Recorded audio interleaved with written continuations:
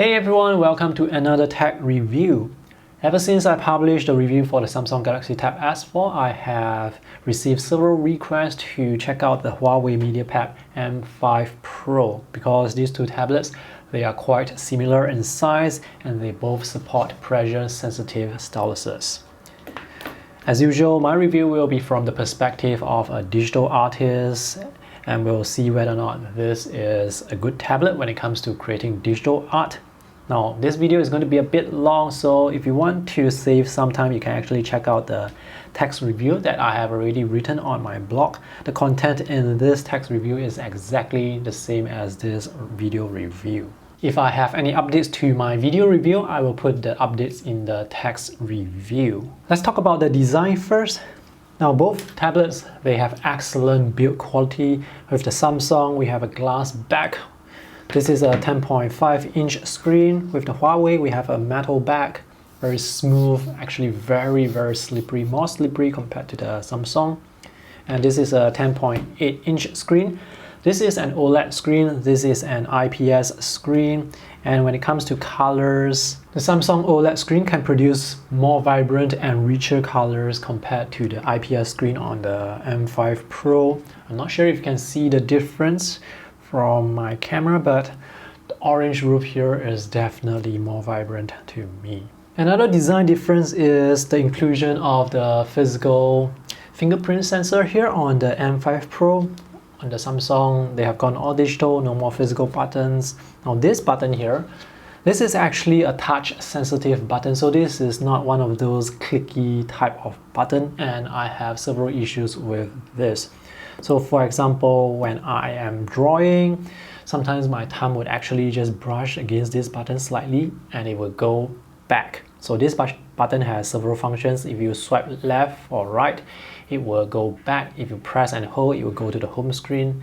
So sometimes when I accidentally just brush it like this, it will actually try and go back or quit the application because this is touch sensitive. This is not those physical clicky type of button.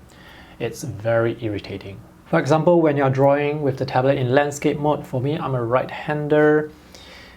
I'm drawing like this, there is a very high chance of me touching that button accidentally, and I have done so many times, so it's really irritating. You can of course flip the tablet around like this, but either way you still have to be very conscious of not touching that button. Now, one good thing is you can actually rest your thumb on the screen like this, and you can still draw because this is an active stylus. It will detect your stylus and not your thumb. It has almost perfect palm rejection.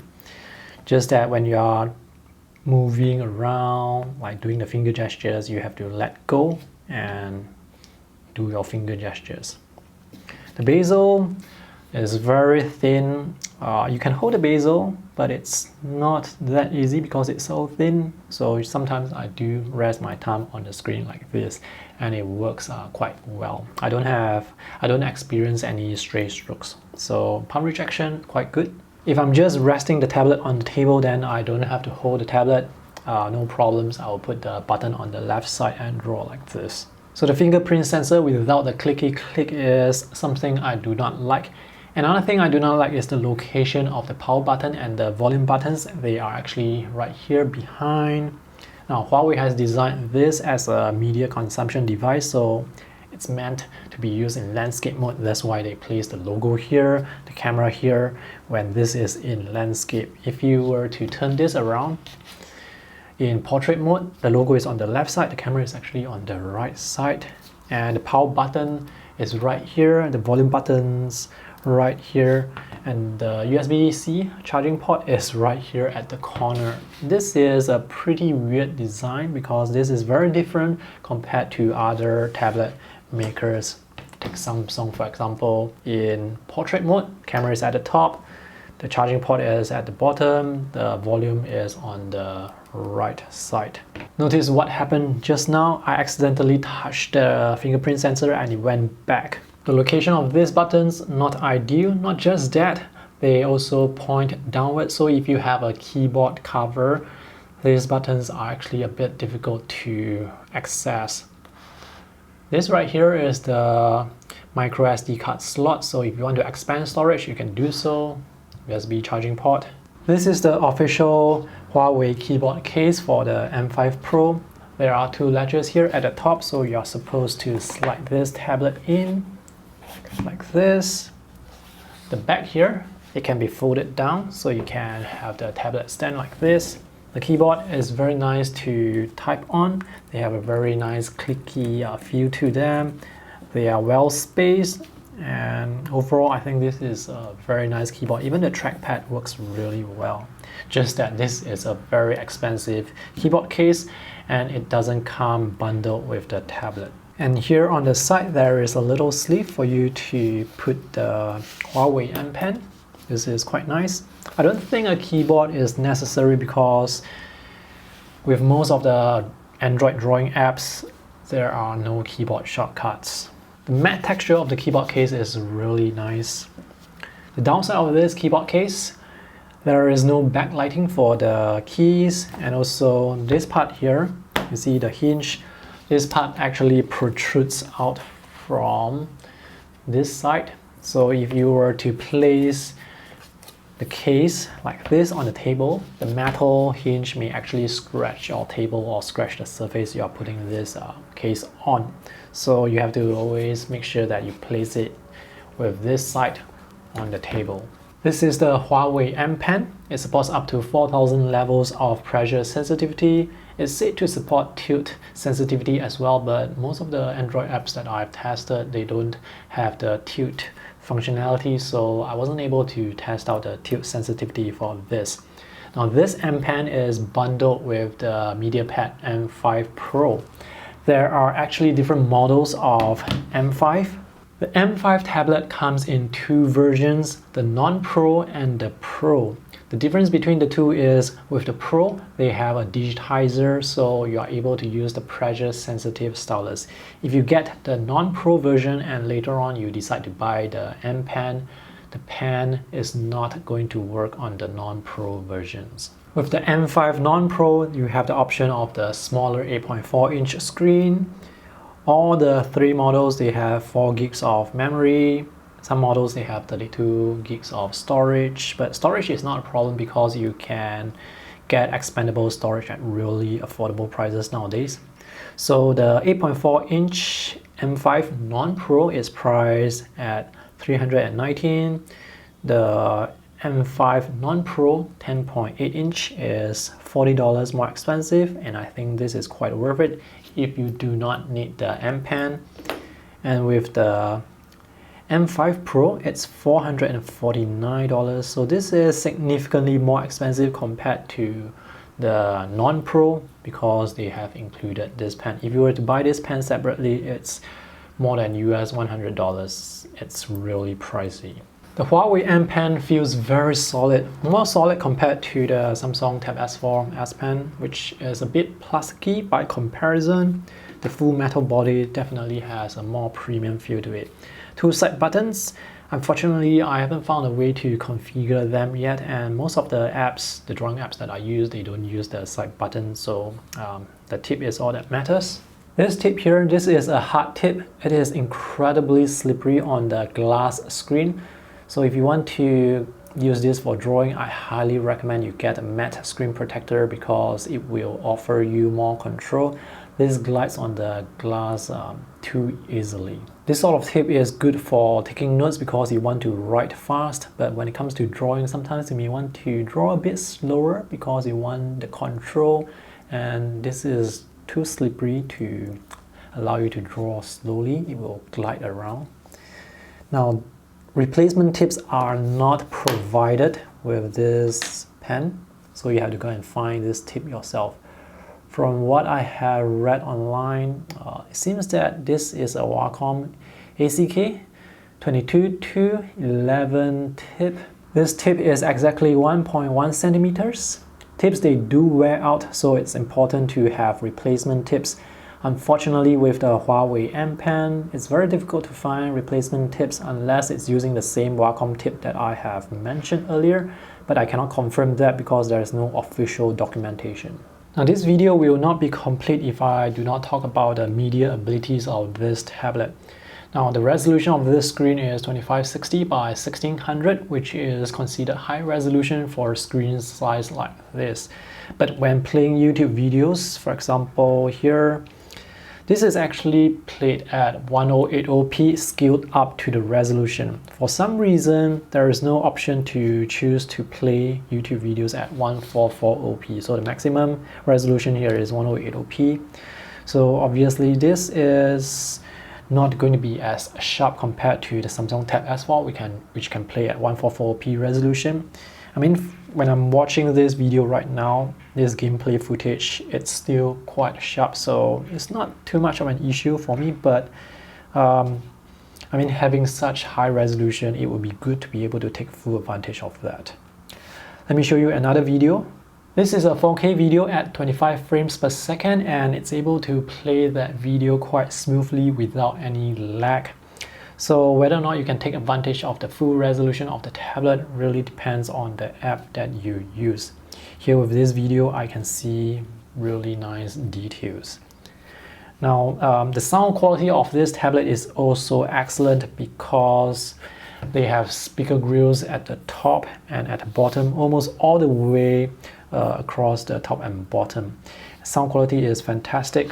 Actually, it's a bit better compared to speakers that are from the left and from the right side, because when you're holding the tablet like this, the sound actually bounces off the table and comes to you. So sound quality is slightly better compared to side-facing speakers, and volume is quite loud.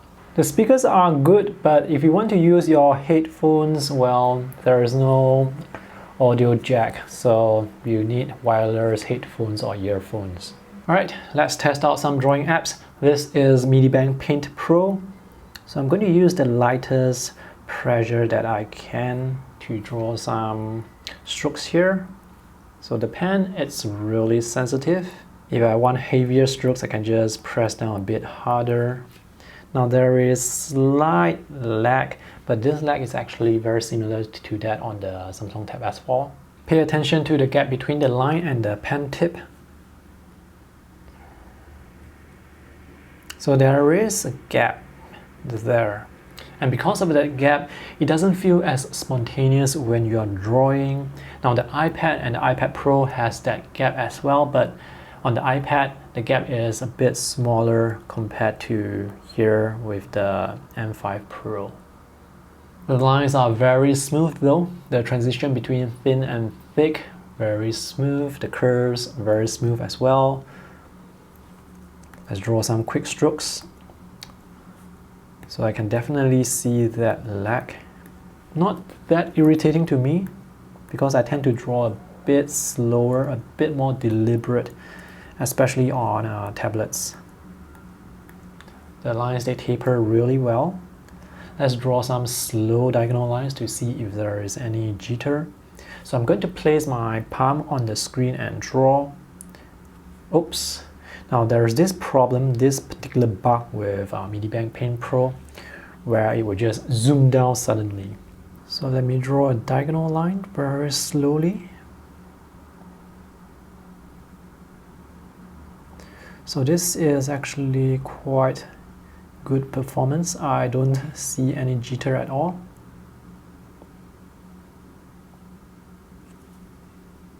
There's a little line break earlier there. Earlier on, there was a bug where the canvas suddenly zoomed down. Well, that's a problem with the MediaPad Paint Pro app, not with the tablet, because I experienced the same issue on the Samsung tablet as well. My overall drawing experience on this tablet is fine. I just feel that I need to be a bit more deliberate because, well, first of all, the pen tip, it's really slippery. And secondly, there is the gap between the lines and the pen tip. But if I draw a bit slower, the gap is smaller. Another issue that I notice is when I'm zooming in and out, I see some pixelation. I'm not sure if you can see it, if my camera can capture it, but there is some pixelation there. This pixelation is not there with the Samsung tablet. but it's a minor issue. It doesn't affect performance at all. Overall, zooming in and out, still quite responsive, panning around, no problem at all. The 10.8-inch screen is a good size to draw on. Now this is actually the size of an A5 sketchbook. So this screen is slightly wider compared to an A5 sketchbook. Plenty of space to draw and it feels quite comfortable. It doesn't feel constrained. This is Autodesk Sketchbook. Now when drawing vertically, it feels a bit weird because of the wide aspect ratio. Also, when you're drawing vertically, it's best to put the power and volume buttons right at the top, because if you're drawing it like what I'm doing so right now on the table, you may accidentally hit the power button on the table and it will power off the screen like this. So it's best to have the buttons right at the top. That's why the button placement on this tablet is quite dumb. Yesterday I was drawing on the train with this app, and there were a few things that I noticed about the tablet. I've already mentioned it before. One is the pen tip. It's really slippery. So while I was holding the tablet like this, I was standing on the train holding the tablet like this, I felt that the pen tip, it's always trying to glide off the surface of the screen. It's very slippery. It's very difficult for me to draw controlled lines. And if I try to draw very slowly, again the pen tip, it will just slip off and it makes the lines a bit wobbly. So that's one thing. The other thing is, because I don't have those flip type case, I only have that keyboard case. When I'm holding the tablet like this, it feels really slippery. A lot of times I feel that the tablet is going to slip off my hand. Not sure why it rotated that way. The good thing about this tablet is it's really light, so when I'm holding it like this, drawing on the train, I did not feel that my hand was getting tired, so I can draw for extended periods of time holding the tablet like this, no problem at all. Even though I mentioned a certain lag earlier on, when drawing, I don't feel that it's much of an issue. I mean, the lag is there, but it's not like it's really irritating. It's not like it's preventing me from drawing anything that I wanted to draw. Just that sometimes when drawing portraits, for example, when I'm on a train, I like to draw people. When I really focus in on drawing their features, sometimes I want to get the angle right. I need to be a bit slower, and that is when the slippery screen really hinders my drawing. This is Art Flow. There is pressure sensitivity as well, and it's relatively responsive. You can get dots like this by tapping on the screen, and the size of the dot depends on the pressure you press. It's quite accurate. Thin and thick lines, very smooth. Hatching lines work great. This is Adobe Draw. This is a vector program. And the lag here, it's more obvious compared to other apps. Check out the gap between the line and the pen tip. Adobe Sketch is more responsive, but it still has that gap between the line and the pen tip. But not really an issue that irritates me. This is Artreach. It has a lot of lag depending on the brush that you use. So this is the watercolor brush which has the most lag. Not just that, it's also impossible to draw a perfect circle. So let me switch over to using some other brush. This is a pencil. So here it's quite responsive and I'm able to draw circles quite well. This is Wacom bamboo paper. It's quite responsive. By the way, the Stylus, it's really accurate. There is no parallax at all because the gap between the glass surface and the actual screen is actually very minimal. So it does feel like you are drawing directly on the screen itself. Also, with certain apps, you can choose to turn on strict palm rejection. So right now it's already turned on, so if I draw with my finger, there will not be any strokes, but if I turn it off, I can draw with my finger. So this feature is available only with certain apps, and it's quite useful. But even if you don't turn it on, palm rejection works quite well. But with the strict palm rejection, of course, you get even better performance. Battery life for this tablet is quite good. For the 10.8-inch model, it has a 7500 mAh battery capacity. At maximum brightness, it can last 5 hours to 6 hours. If you are using it with auto brightness, then definitely it's going to last longer. Now, this does not last as long compared to the Samsung Tab S4, but 5 hours non-stop at maximum brightness, I think that is quite good battery performance. Alright, to conclude, my experience with this tablet is mostly a positive one. I like the build quality, I like the design, well, not all aspect of the design, but I like the thin bezel, the large wide aspect ratio screen, great for watching videos, has ample of space for drawing. The things I do not like, the touch sensitive button, which I keep hitting accidentally so often. The position of the buttons on the side, it's weird. Well, comparing this to the Samsung Tab S4, this is US $200 cheaper, so there's definitely going to be some compromises. The colors, they actually look good, but not as rich, as vibrant compared to the Samsung. The other thing is when it comes to playing videos, even though the resolution is fantastic, a 144p resolution screen, it is unfortunately unable to play YouTube videos at that resolution. So that would be a minor downside. But if you load your own videos on the tablet, you can play 4K videos, no problem at all. It's powerful enough to handle 4K. I bought this tablet as a second-hand unit so that I can save some money, so that I don't have to make a huge loss when I sell this away.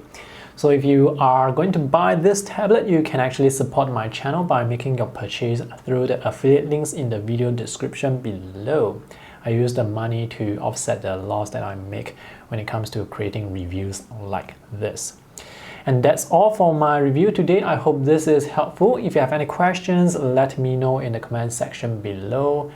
If not, thank you for watching. See you in the next video. Bye!